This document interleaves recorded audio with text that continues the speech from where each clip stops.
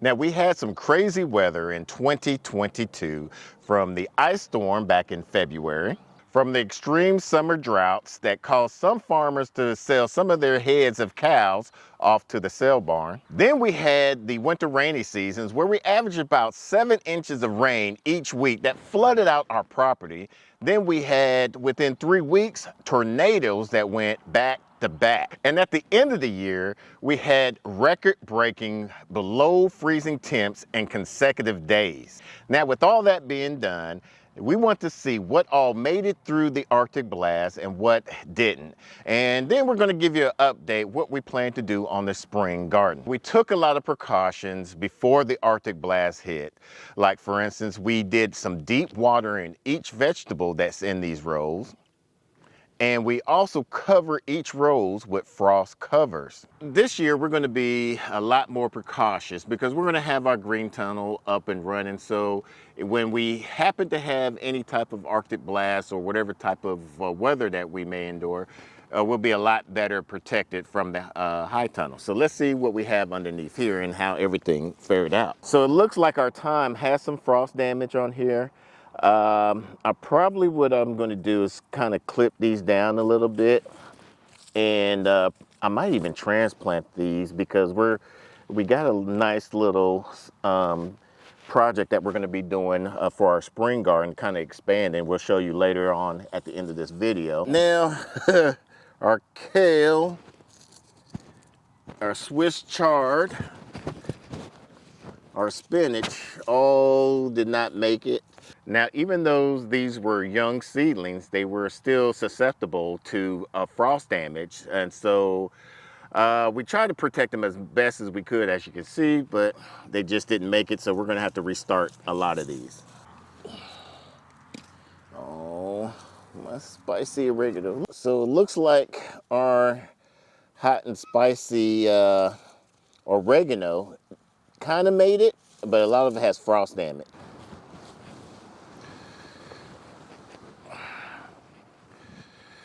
Ooh, man.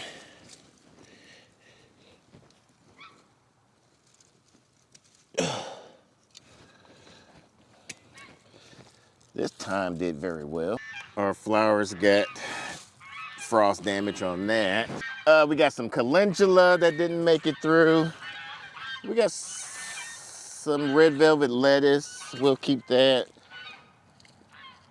So Savano lettuce, we'll keep that. We'll just get rid of that. Our Mizunas didn't make it. Little Jim. What is this? Summer Crisp. Some of that made it. We'll try to see if it stays put.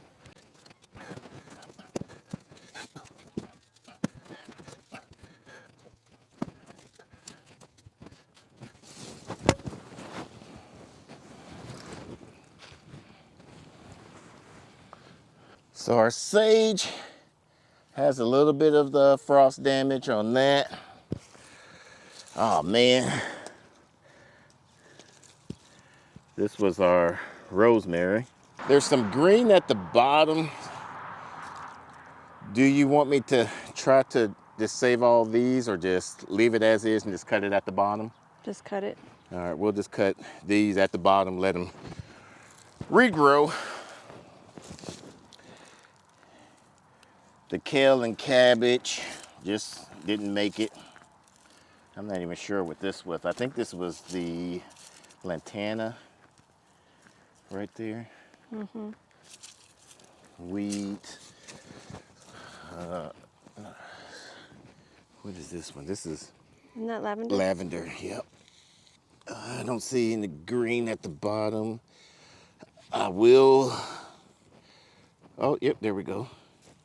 So I think I'll cut this at the base and see if it will regrow, since those are perennials. Some more cabbage, horehound. We tried to grow horehound and it didn't even really go through. Everything else has just died. Even our cabbage, our purple Brussels sprout. That made it all the way through even our summer, our heat wave. Yeah. I'll just cut it, and it even pulled out little pups. I'll cut this one at the, oh, it's probably too thick. Yeah, it's got like a new start happening. Yeah. I'll have to get something bigger to cut that. But that's a shame. We had this for almost 2 years now, or a year and a half. And I never eaten off of it either. it just started growing. Are you taking those clips off like that because you're not putting them back? Yep. Okay. We're gonna just let the garden do whatever it gotta do. Yeah. Hopefully by March, April time frame, we don't have another freakish weather incident. So we had this was our hybrid Chinese cabbage. It was starting to do very well. And it just Didn't make it. and our lavender. It looks a little crispy, but I bet you there's some life at the base. Yeah, we'll cut that off at the base, see what that does. I had took one of these lavender sprigs and I just planted it in the ground. It looks like it's doing fine. Yeah, it's still got a lot of green on there. Wonder what this is. This looks like a, Looks like cabbage. I think it might be collards. Maybe. It got some frost damage on it. So I'll just pluck the bad frost damage off on there. And let's see what that does.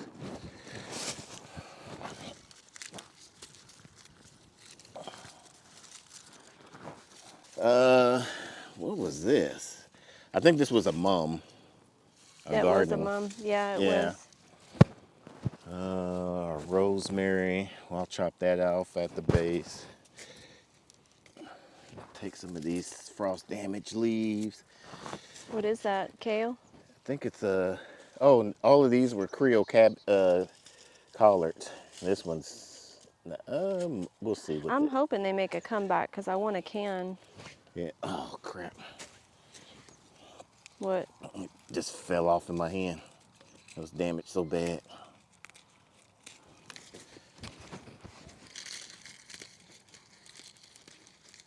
So you're doing what your plan is with them? Yeah, I'm just gonna take the frost damaged leaves off and see what it does. Another garden mum that didn't make it.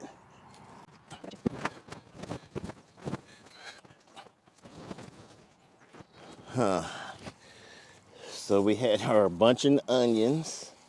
Still look like they're surviving. Our scarlet kale got some frost damage on it. We'll just cut some of these leaves off, the damaged leaves, and I think, oh man, never mind. Oh, we got one. I think it'll still come up. Yeah, we'll see how that, give this to the rabbits. Yeah, I have a plastic bin over there. Another garden mom didn't make it. It's fascinating that all this weed survived underneath there, but The chickweed. yeah, the onions, bunching onions, spring onions, mums didn't make it. Do you think they'll come back from the seeds they dropped? They possibly could. We'll I'll see. be looking out for that because this is the first time that we're trying to let annuals do what they do. Yeah. Or perennials do what they do.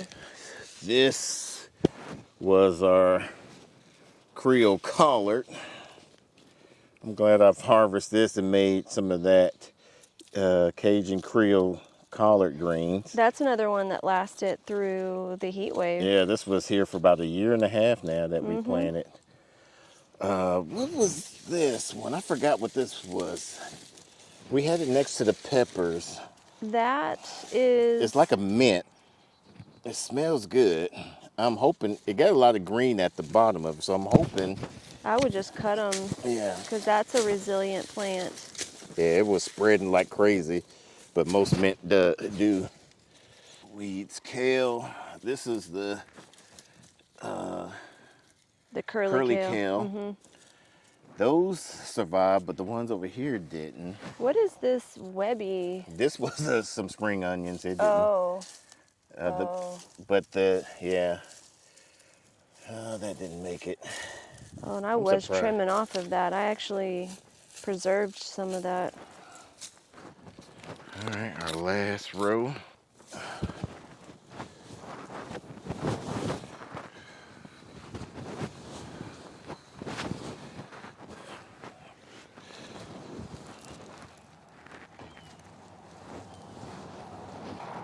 Some more garden mum didn't make it. Our red Russian kale. This row seems to have done the best. Yeah, which is surprising because it's more closest to the road. There's no wind barrier. This is cilantro. Ooh, I can use some garden cilantro now. We're gonna have that. Yep, we got cilantro. There was some other herb. Oh, right here. I'm glad this made it through. This is our first time growing. I guess it's called Cherville. We've tried to grow it a few times. This is the first time that it Been succeeded. yeah, that it's been successful and germinating. Look like it's just spreading. And we didn't even realize it was successful until just now. Yeah, this is supposed to have been a dill, That's cilantro. but this looked like parsley. It looks like cilantro. What's it taste like? Cilantro. Yeah, I know what I'm talking about. You don't know nothing. I just don't know east and west. Or math. Shut up. Another Creole collar didn't make it. It's been here about a year and a half now. And this was our Walking stick kale. walking stick kale that we did on a competition a while back for the container challenge. And we had some time. I guess you didn't even need to cover it because we didn't even cover this. Yeah, everything that wasn't covered basically died except for thyme. Now this is some more Creole collard. I'll be excited for these collards to maybe make it. I think I'm going to do another Succession planting? Yeah. You trying to set us up not to make it out here in time with everything else. Baloney. Now, as you can see, we did a lot of prepping to kind of prevent this, but with the consecutive days of just being, one day we had -14 with the wind chill. -20.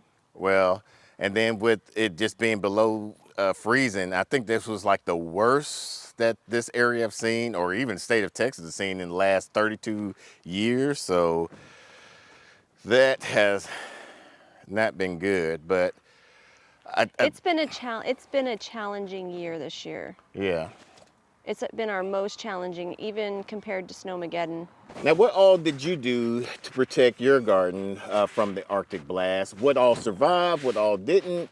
And let us know. Comment down below. So after all of last year, we want to better prepare ourselves for this year, so that way if it happens again, we know what to do.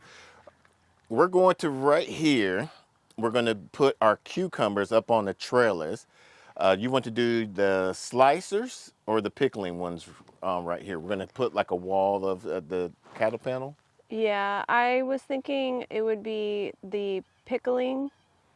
So we'll do a pickling trellis like what we did previously for the slicer one, but we're going to put it right here for the pickling one. And very specifically Persian pickling. Yeah. And then in this right here, we're going to do some tomatoes. We were very successful with the Roma tomatoes and the Borghese tomatoes.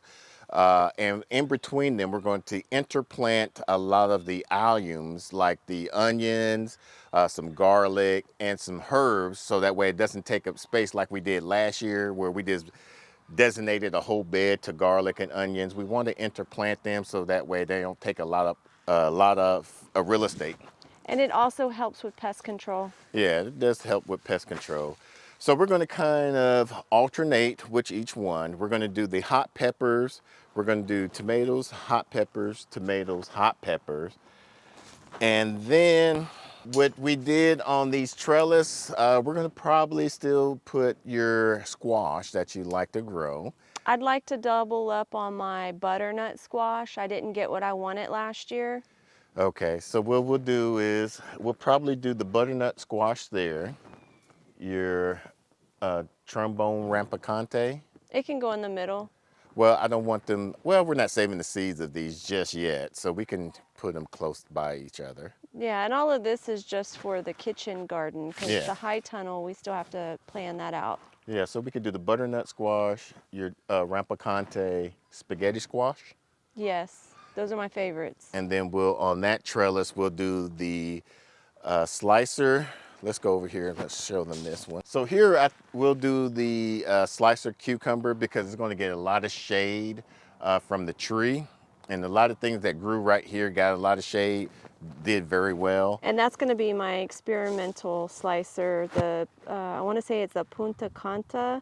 It's one that turns brown that Mary's heirloom. It's supposed to be the sweetest, nicest tasting slicer, so I really want to do that because Mary's heirloom seeds, which we have a discount for her seeds, we'll put that down below. She actually introduced me to that. Okay, we'll try it out.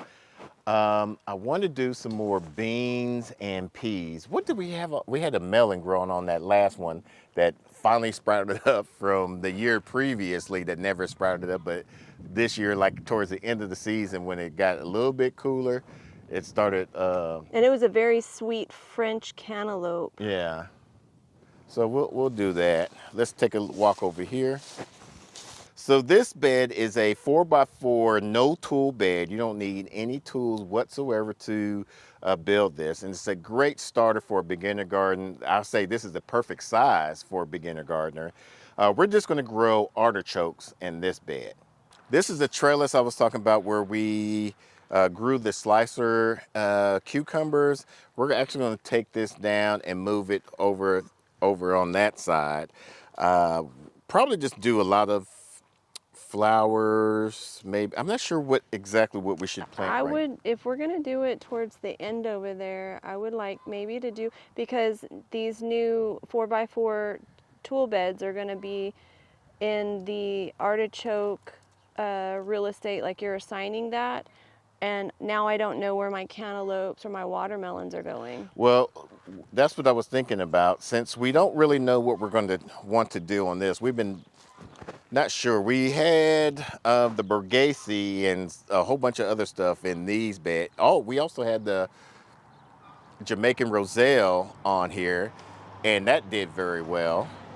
But I think we should just do either the pumpkin or the watermelons or whatever type of melons in these two no tool beds. This bed we're going to be planting a lot of our, what did we say on Asparagus. this? Asparagus. We're going to be doing a lot of our asparagus in this bed. It's a perennial in our growing zone, zone 8A in Northeast Texas. So I think it would do very well here.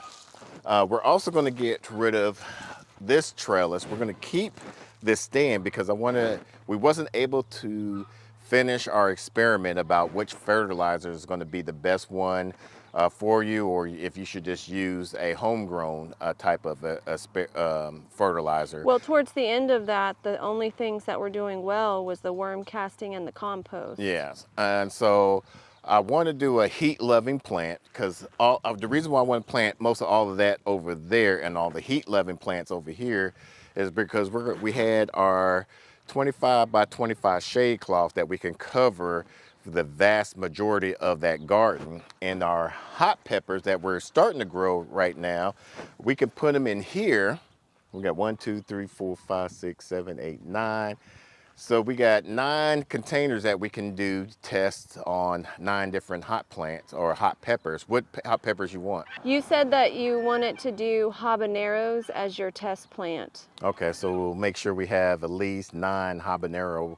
The regular habanero we do, you did want to do the peach habanero, but I don't think that many germinated. Okay, we'll see if we can germinate some more. Hot peppers, the reason why we started them early because they take the longest to germinate. We got them right now under some heat mats.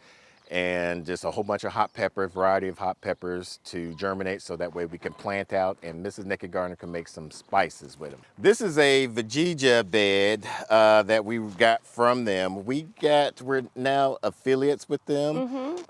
So if you want to, they have many designs. If you want to purchase some of those, take a look at the website. At the checkout, you can use our affiliate code and get a percentage off of that for your when you purchase them. Right now, we just have a lot of carrots, different variety of carrots germinating in here. Didn't look like it got affected by the Arctic frost. I did put a lot of leaf mulch on top of it. That no frost, I didn't put any frost blanket on it. I didn't have extra, but I did put a bunch of leaf mulch on top. Yeah, a lot of these did very well, so we're gonna keep them in till it's time to harvest them. You wanted to do, what was it that you wanted to put? I wanted to have Nasturtium. nasturtium, yeah, on the back crawling, but that early freeze really jacked that plant up. Yeah, so we'll be doing that. And the reason why she wants to do that is that once it starts sprouling out and covering up this trellis, is going to hide our compost bin from the road. So that'll be good. And then, we could do a pumpkin or some watermelons inside here, just have it trail over. So another thing we want to do is put an edge border about right through here of some Jamaican sorrel. That kind of give us a blockage of wind and views off of this side when cars are driving around. When we're doing videos, it won't be so distracting. This area is a part of the front yard. It's basically a wasted space. It's mostly just grass, and as you can see, it's dead right now. We really don't use it much. We want to kind of do some type of curb appeal. So right now we got about 4 feet off of the house to there is about 32 feet, and going across is roughly about 25 feet.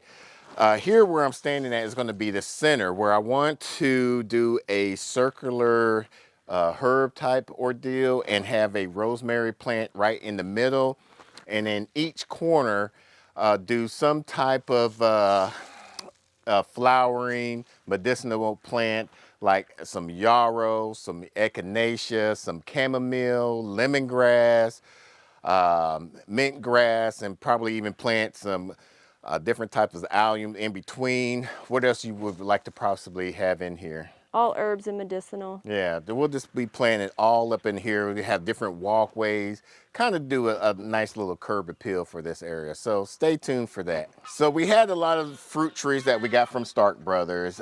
During the Arctic frost, we had to put them inside the garage area. Since we really couldn't cover them with a frost cover, what we need to do with these to see if they're dead or alive is do a scratch test. And what all you need to do is take a knife, scratch it, the branch of these, the stem of these, to see if there's any green. And then if it's green, they're alive. If there's no green, that means it's dead. And then I'll just have to, luckily within Stark Brothers, within the year that you plant them, you could get either a replacement or your money back or a credit. So let's check that out.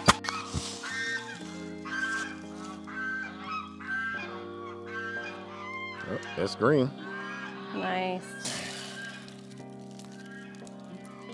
Oh. No, there's some green. Where? Very mild. It's not a dark green. That's gonna be questionable. Yeah. That one looks like it. Yeah, I see the green.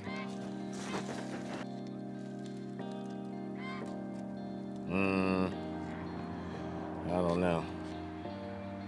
I don't think that one survived. You still have to do that one the Just stem's in green? case. Yeah, it's green. Yeah, That's that's green. good.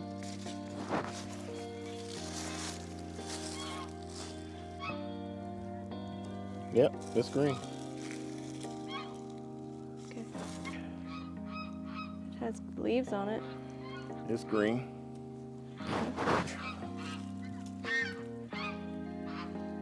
A little green. I don't think that one is alive. This was all our blackberry row. I don't think any of them came out alive. It's no. And none of our asparagus made it. Our bay leaf tree didn't make it.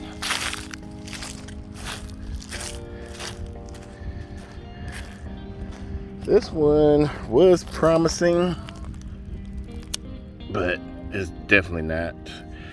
This was another blackberry. Let's see. Nope. It's pretty much dead up inside of there. And that one. This one might have made. Nope. Definitely didn't make it either. Alright, this was our elderberry. Oh, it just broke right off. It was just so fragile and braille. Yep, purple gold didn't make it. Nope, that. Our blueberries didn't make it through either. I think I see another sprouted one here. I seriously doubt that this one made it. That one was the O'Neill. So now that we have a plan of action, we have to start some seeds all over again. And we're in zone 8A, Northeast Texas. And if you're a beginner gardener and don't know what type of seeds or what seeds to grow for the month of January, watch this video over here. Until the next video, let's grow together.